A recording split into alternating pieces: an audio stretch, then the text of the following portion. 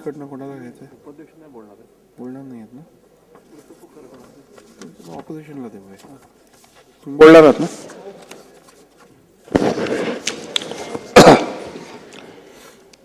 सन्माननीय अध्यक्ष महोदय,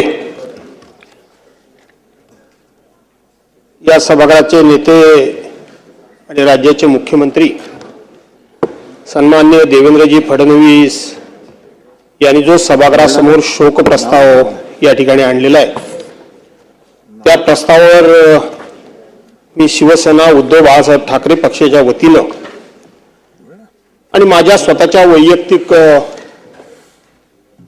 वतीनं मी या ठिकाणी बोलण्याकरता उभा आहे. अध्यक्ष महोदय, आपल्याला ज्ञात आहेत की वर्षामध्ये 3 अधिवेशन होतात आणि या 3 अधिवेशनमध्ये किमान 25 ते 30 लोकांना आपण श्रद्धांजली अर्पण करतच असतो. आपण त्यांचा शोक प्रस्ताव सभागृहासमोर आपण चेअरवरून मांडता आणि आपण सगळे मिळून त्या शोक प्रस्तावामध्ये सहभागी होत असतो, सामील होत असतो. परंतु आजचा जो शोक प्रस्ताव आहे, हा शोक प्रस्ताव या सगळ्या प्रस्तावांपेक्षा वेगळा आहे. माननीय मुख्यमंत्री महोदयांनी या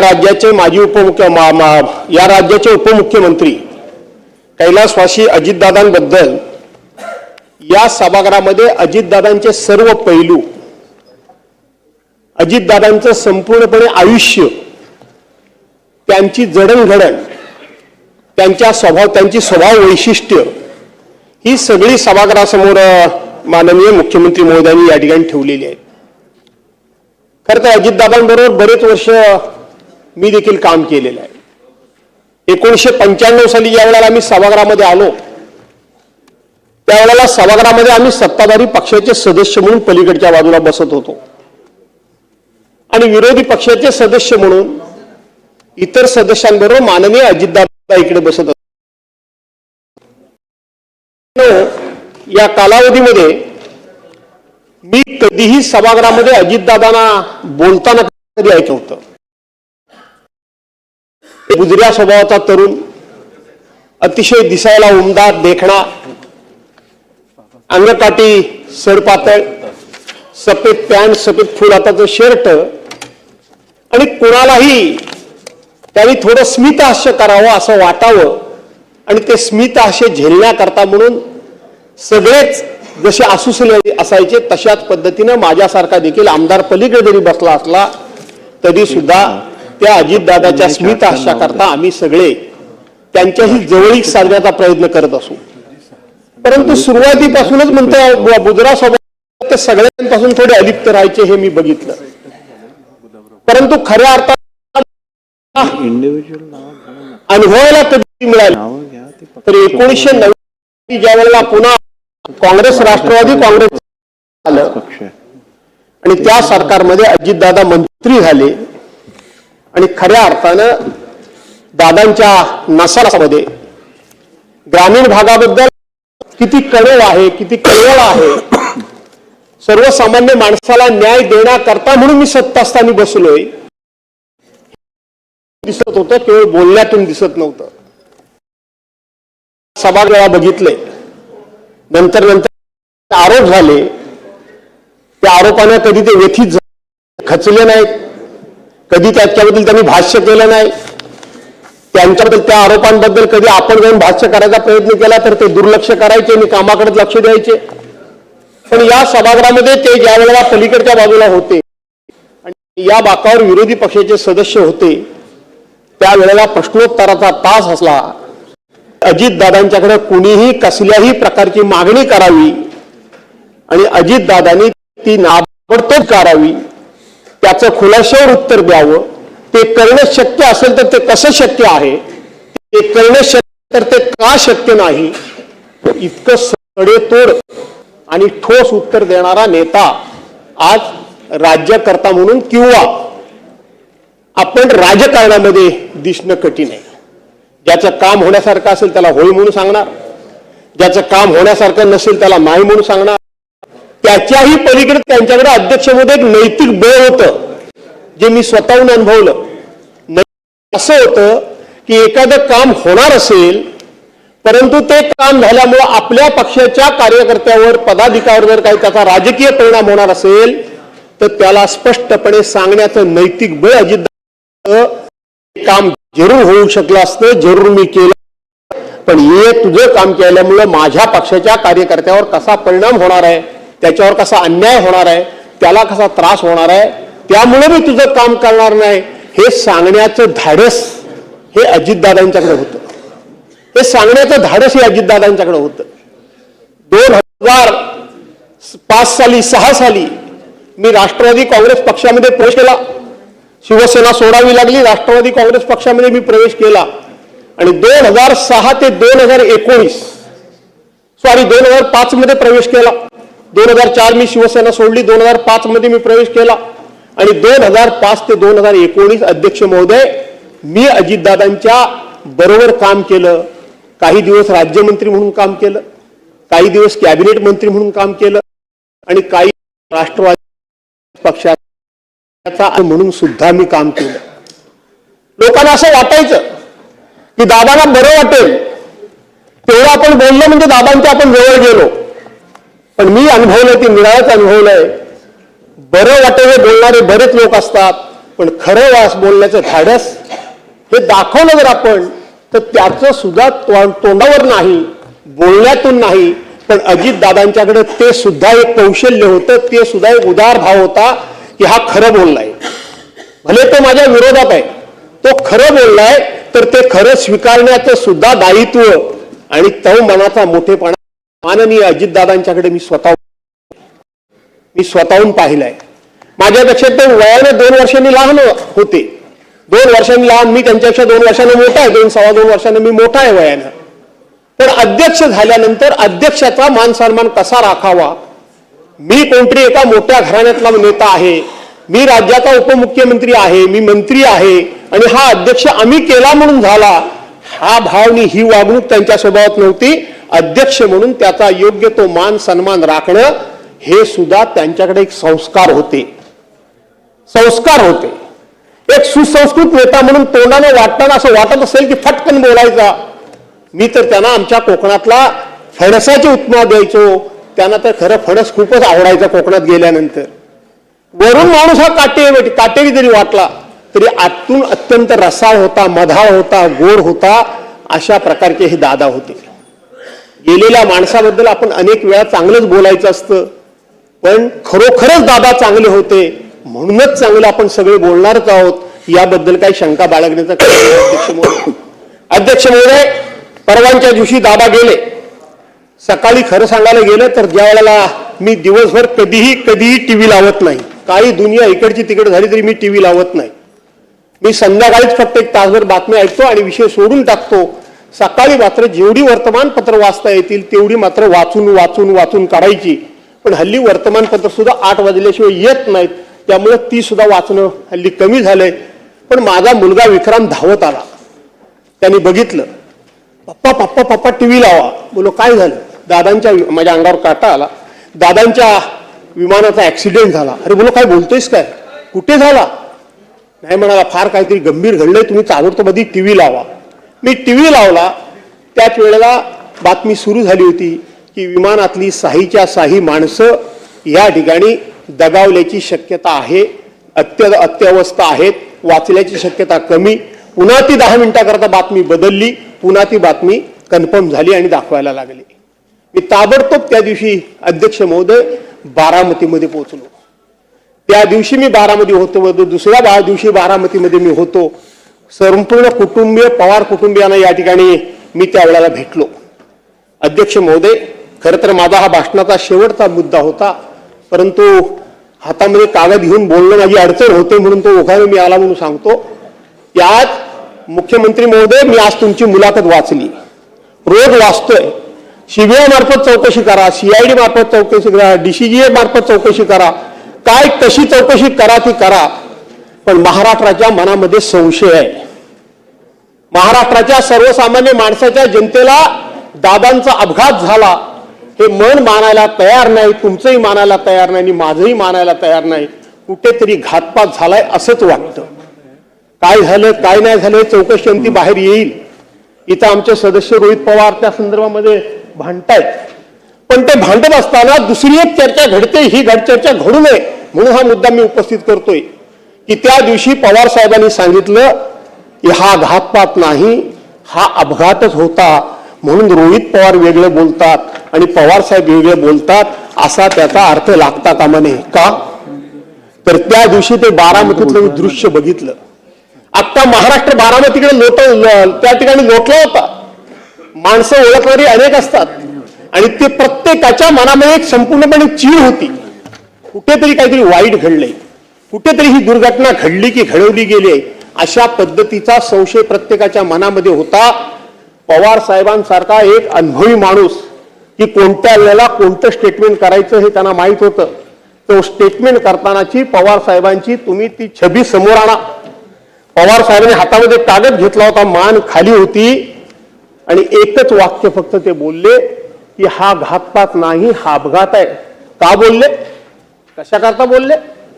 एक जर बारामतीमध्ये दादा जर ठिणगी पडली असती, एक ठिणगी पडली असती तर अख्खा महाराष्ट्र त्या ठिणगीनं होरपळून निघाला असता, होरपळून निघाला असता. पुऱ्या महाराष्ट्रामध्ये हे लोन पोचलं असतं आणि सरकारने कितीही ताकद लावली आणि कुणीही लावली तरी त्याला कंट्रोल करणं हे कोणालाही शक्य झालं नसतं. म्हणून त्यावेळेचं पवार साहेबांचं स्टेटमेंट माझ्यासारख्या कार्यकर्त्याला अत्यंत समयोचित वाटतं. मी त्याच्यावर कधी भाष्य केलं नाही, पण आज हे भाष्य करणं मला उचित वाटतं.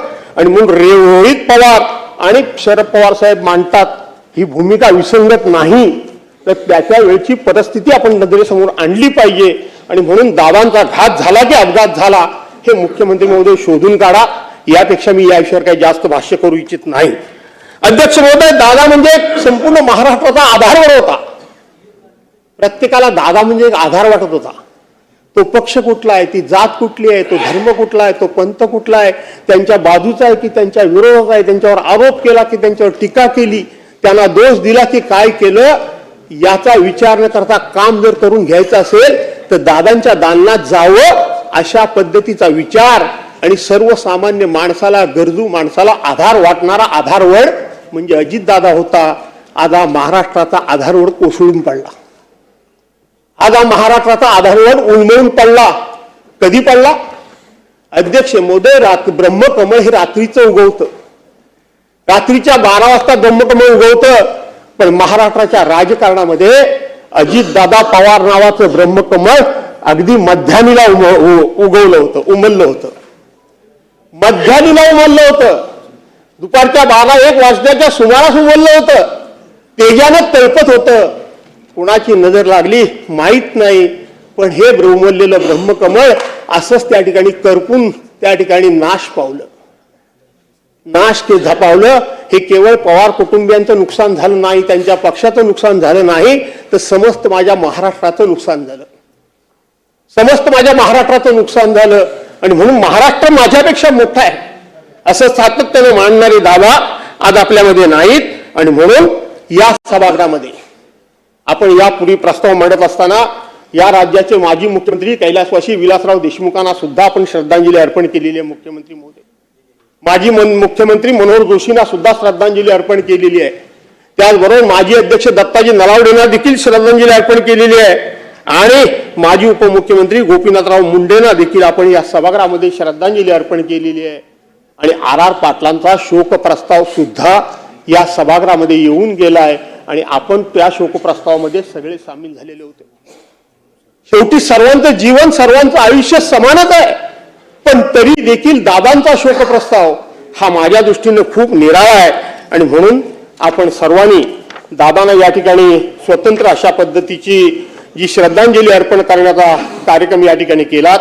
या इथं सुनेत्रा वहिनी बसलेल्या असायच्या. आज सकाळपासून त्यांच्या डोळ्याला डोळा, तसे त्यांचे आमचे घरगुती संबंध आहेत. मी त्यांच्या पूर्वीपासून त्या माझ्या ओळखीच्या, मी त्यांच्या ओळखीच्या, मी त्यांच्या घरी येऊन जेवण खाऊन करून आलेलो आहे.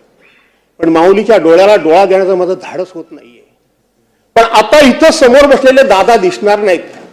तो कठोर आवाज, तो करारी आवाज, तो कर्तव्यदक्ष आवाज आणि तितकाच आश्वासक आवाज, नुसता करारी कठोर असा नव्हता, तर त्या आवाजामध्ये आश्वासकता होती. एकदा बोलायला उभे राहिले की राहिले की राहिले की राहिले. पण नंतर नंतर हा आवाज थोडासा कातर होत गेला होता असा मला एक संशय आला. 2022 साली ते सत्तेमध्ये सामील झाले आणि सामील झाल्यानंतर मला नेहमीप्रमाणे जेवणाचा निरोप आला. मी जेवायला गेलो आणि जाताना मी माझे कागद घेऊन गेलो. उद्धव बाळासाहेब ठाकरे सरकारमध्ये आम्हाला विरोधकांना तेव्हा आम्ही सत्ताधारी होतो, मंजूर झालेली बजेटची कामं त्या बजेटला तत्कालीन सरकारने स्टे दिला होता आणि दादा पुन्हा मंत्रिपदी गेले. आमच्या आशा पल्लवित झाल्या. मी कागद घेऊन गेलो, सगळे मंजूर असलेले सगळे पुरावे दादांच्या हातात दिले. एका बाजूला जेवलो, आम्ही दोघेच केबिनमध्ये होतो, जेवलो, कागद हातात दिले आणि दादांनी सांगितलं काळजी करू नकोस, बजेटमध्ये मीच तरतूद केलेली आहे, मी ह्याचे ताबडतोब स्टे उठवून देतो. मी स्टे उठण्यापूर्वी आम्ही देवेंद्र फडणवीसजी त्यावेळेला त्यांच्याकडे अर्थ खातं होतं, त्यावेळेला बांधकाम मंत्री रवींद्र चव्हाणांना घेऊन मी त्यांना त्या सह्याद्रीला पण भेटलो होतो. एकनाथराव मुख्यमंत्री होते, त्यांनी एन्डॉर्समेंट केलं होतं, पण आमचा स्टे उठत नव्हता. दादाने हातात कागद घेतले, मी ताबडतोब स्टे उठवतो म्हणून सांगितलं. दुसऱ्या दिवशी चिठ्ठी लिहून मला बोलवलं आणि दादाने सांगितलं की मी तुमच्या बाबतीत काही तुम्हाला मदत करू शकत नाही, सरकारचं धोरण ठरलेलं असं आहे की विरोधी पक्षाला मदत करायची नाही. ठीक आहे, काही हरकत नाही. नंतर मी कोर्टामध्ये गेलो, तो सगळ्यांचा स्टे उठवला, तो भाग वेगळा. पण त्याच्यानंतर सुद्धा ज्या वेळेला 2024ला पुन्हा सरकार बदललं तेव्हा मी त्यांना भेटायला गेलो. तेव्हा मला त्यांनी स्वतःहून अभिनंदनाला फोन केला. ते प्रत्येकाला करायचे अभिनंदनाचा फोन मला पण केला. तेव्हा म्हटलं मी सांगितलं होतं किती मताने येईल हे सांगता येत नाही, पण हा पट्ट्या निवडून आल्याशिवाय मात्र राहणार नाही आणि तुम्ही निवडून आलात. मी नंतर त्यांना मंत्रालयात भेटायला गेलो, म्हटलं दादा काहीतरी मदत करा. त्यांनी स्पष्टपणे सांगितलं भास्करराव माफ करा, आम्ही तुम्हाला अजिबात मदत करू शकत नाही, आमचं धोरण तसं ठरलेलं आहे. पुन्हा मी त्यांच्याकडे गेलो नाही.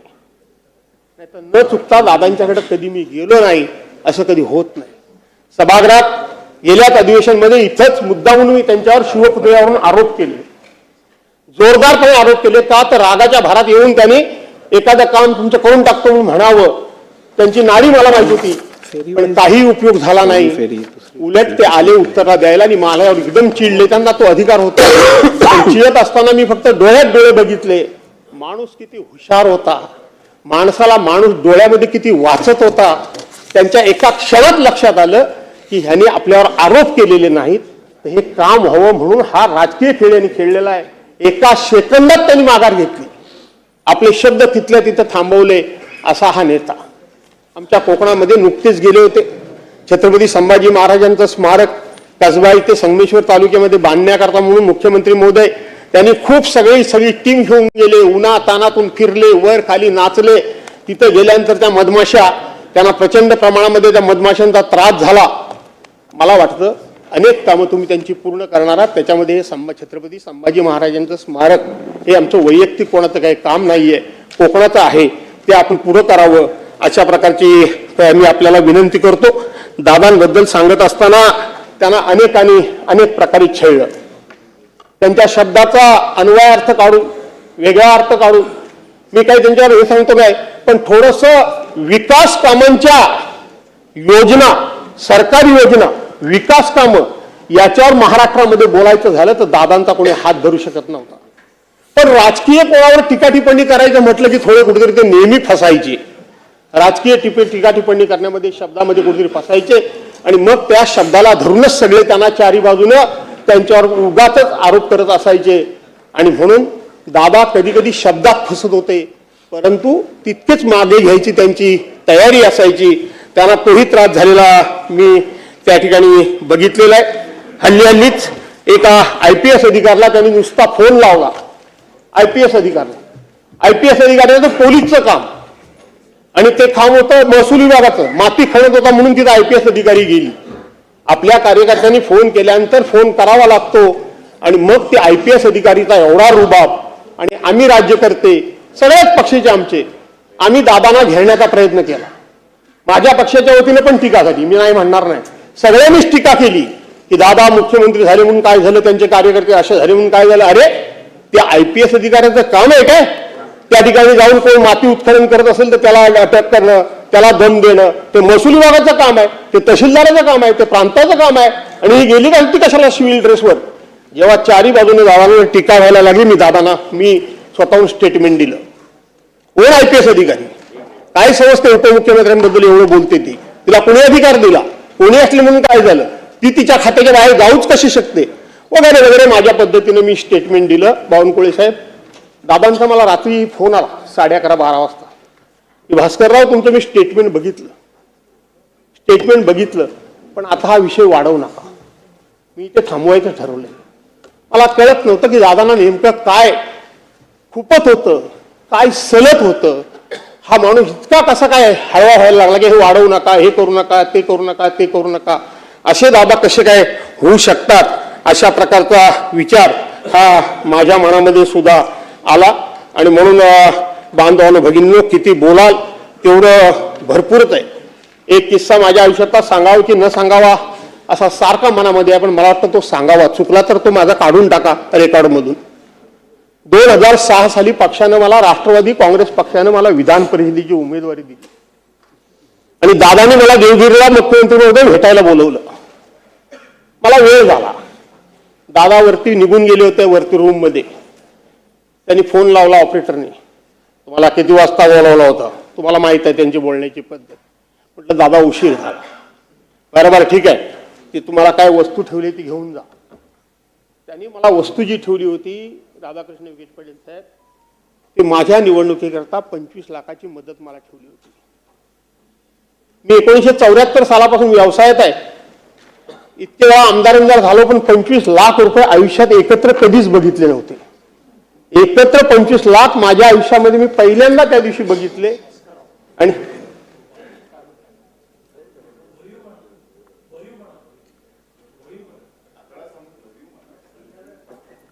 ठीक आहे, मी माझं म्हणणं बंद करतो.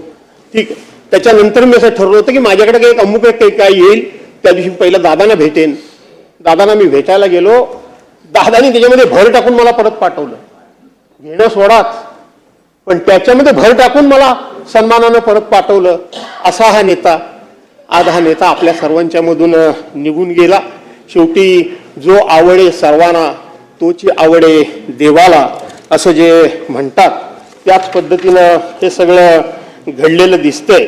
आणि म्हणून जास्त वेळ न बोलता मी एवढंच सांगेन, शेवटी दादा जरी आपल्यातून गेले असले तरी स्पष्टता व सत्य का आधार चला गया. स्पष्टता व सत्य का आधार चला गया.